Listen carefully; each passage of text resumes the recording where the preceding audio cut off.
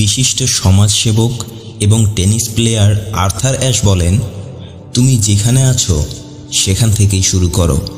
তোমার কাছে যা কিছু আছে তাই ব্যবহার করো। তুমি যা পারো তা দিয়েই শুরু করো। বেশিরভাগ মানুষ ঠিক সেই সময়ে হার মেনে নেয় যখন তারা আর একটু হলেই জিতে যাচ্ছিল। ফিনিশিং লাইন শুধুমাত্র আর এক কদম পরে ছিল, কিন্তু তারা ঠিক তখনই এসে হাল ছেড়ে দেয়। যে কোনো প্রতিযোগিতা থেকে একদম শেষ মুহূর্তে এসে সে সরে দাঁড়ায়। নিজেকে পরিবর্তন করার সেই যুদ্ধের ময়দানটা থেকে সে পালিয়ে চলে যায়। আমাদের মধ্যে যারা সব বাধা বিপত্তি পেরিয়ে শেষ পর্যন্ত তাদের কাঙ্ক্ষিত সফলতা পেয়ে যায়, আর যারা জেতার লাস্ট মুহূর্তে এসে ময়দান থেকে পালিয়ে যায়, তারা দুজন কিন্তু আলাদা কিছু নয়। তাদের দুজনের পরিচয় একটাই, আর সেটা হলো তারা দুজনই এই পৃথিবীর মানুষ। কিন্তু তবুও কিছু মানুষ জেতার আনন্দ পাচ্ছে, আর কিছু মানুষ প্রতি পদক্ষেপে হতাশায় ডুবে শেষ হয়ে যাচ্ছে। যারা সব সময় জেতে তাদেরকে সৃষ্টিকর্তা যেমন দুটি হাত, একটি মগজ আর দুটি পা দিয়েছেন, ঠিক তেমনিভাবে সৃষ্টিকর্তা আপনাকেও দুটি হাত, একটি মগজ আর দুটি পা দিয়েছেন। আর সৃষ্টিকর্তার কাছ থেকে আমরা সবাই সমান জিনিস পাবার পরেও আমাদের মধ্যেই কিছু মানুষের জীবনে পরিবর্তন আসার কারণ কি জানেন? তারা সব সময় তাদের কাজগুলোকে একটু অন্যরকমভাবে করার চেষ্টা করে।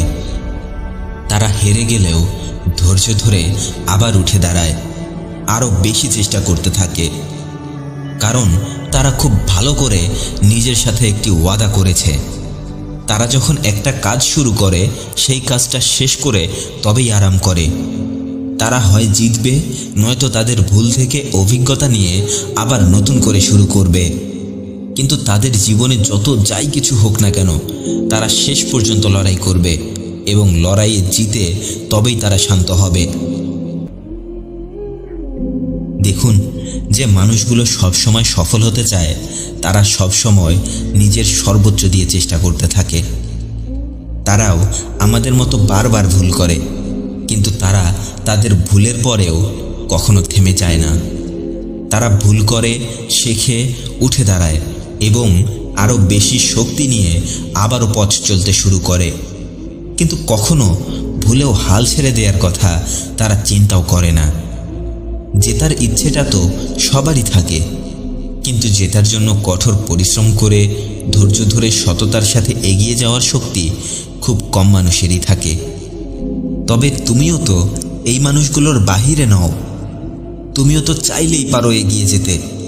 তুমি তো চাইলেই পারো সব বাধা পেরিয়ে সফলতাকে ছিনিয়ে আনতে। কিন্তু সবথেকে কষ্টের বিষয় কি জানো? তুমি এখনও তো চাইতেই শুরু করোনি। শোনো, একটা কথা সব সময় মনে রাখবে, তুমি যদি সফলতার ফিনিশিং লাইন পর্যন্ত যেতে চাও, তাহলে তোমাকে সব রকম পরিস্থিতিতে মোকাবেলা করার জন্য মানসিকভাবে সবসময় প্রস্তুত থাকতে হবে। তোমাকে সবসময় পজিটিভ চিন্তা করতে হবে, যেন তোমার মন কখনো পরিশ্রম করতে গিয়ে পিছু না হাঁটে। কারণ জিততে হলে যে কোনো যুদ্ধক্ষেত্রে মানসিক শক্তিটাই আমাদের সবথেকে বড় হাতিয়ার হয়ে দাঁড়ায়। কিন্তু তোমার মন যদি এটা ভেবে বসে থাকে যে আমাকে দিয়ে হবে না, আমি কিভাবে এত বড় পরিস্থিতি সামলাবো, আমি কিভাবে এত কম্পিটিশনের মধ্যে লড়াই করে টিকে থাকব, আমি কিভাবে আমার এত খারাপ অবস্থা পার করব, না আমি হয়তো পারবো না, আমাকে দিয়ে আর কিছুই হবে না, তাহলে সফলতা তো অনেক দূরের কথা। তুমি তো কোনোদিনও নিজেকে সফল হবার জন্য প্রস্তুতি করতে পারবে না। তুমি এটা বুঝতেই পারবে না যে তুমি এসব চিন্তা করে করেই নিজেকে ব্যর্থতার পথে এগিয়ে নিয়ে যাচ্ছ। তুমি পথ হারিয়ে শুধু এদিক সেদিক ঘুরতেই থাকবে।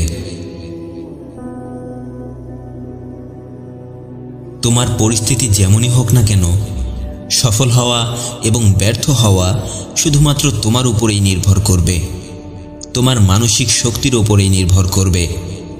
তাই সবার প্রথমেই নিজের চিন্তাভাবনাকে এমনভাবে তৈরি করো তা যেন তোমাকে কনফিডেন্স দেয়, তোমাকে মানসিকভাবে যেন আরও বেশি শক্তিশালী করে তোলে। মনে রেখো, এই পৃথিবীতে কোনো কিছুই চিরস্থায়ী নয়।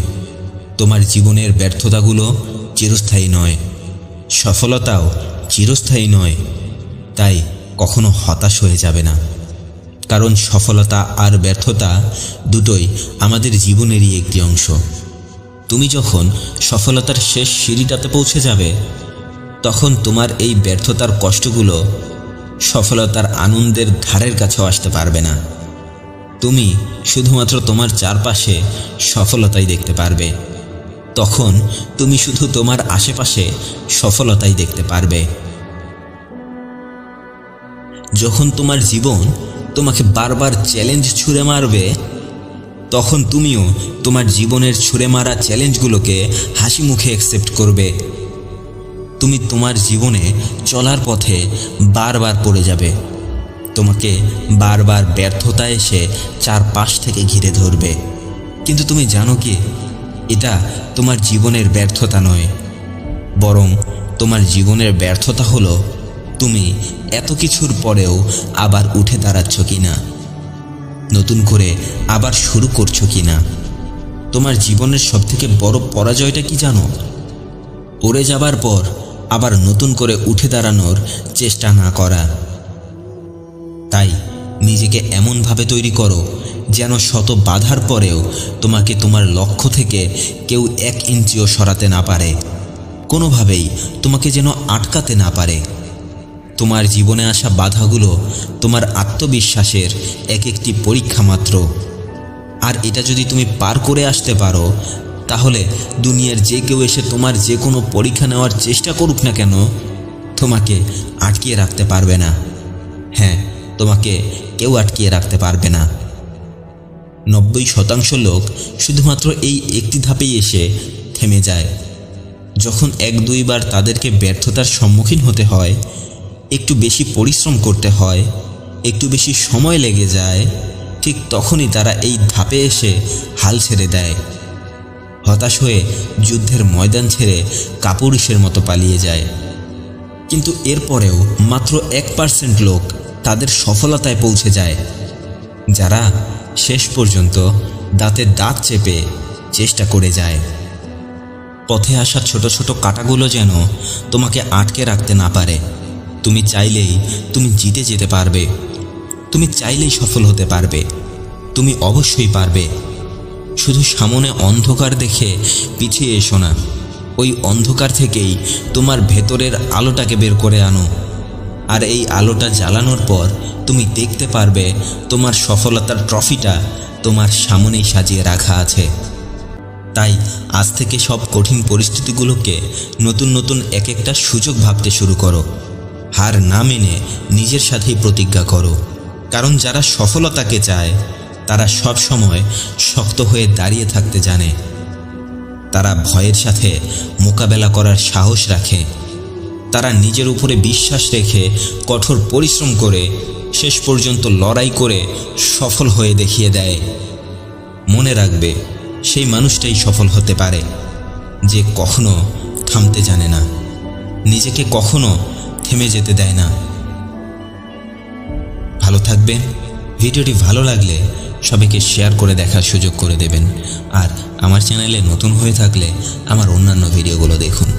ভালো লাগলে এরকমই নতুন নতুন ভিডিওর নোটিফিকেশন পেতে চ্যানেলটি সাবস্ক্রাইব করে রাখুন।